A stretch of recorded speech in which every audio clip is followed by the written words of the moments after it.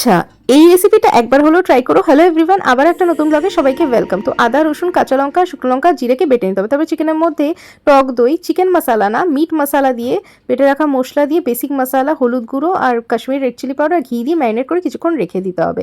তারপরে নিজেদের বরকে নিয়ে কিচেনে আসতে হবে, তাদেরকে এই রান্নায় যুক্ত করতে হবে, তবেই কিন্তু আসল টেস্টটা আসবে।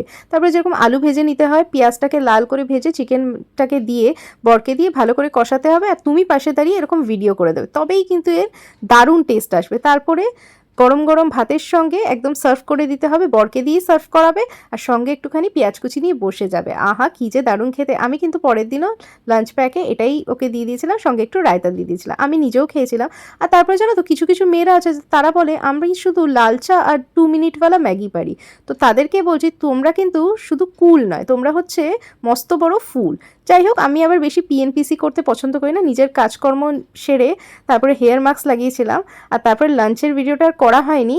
তো এখানে চায়ের সঙ্গে টা দিয়ে ভিডিওটা শেষ করলাম। ভালো লাগলে অবশ্যই লাইক, শেয়ার, সাবস্ক্রাইব করে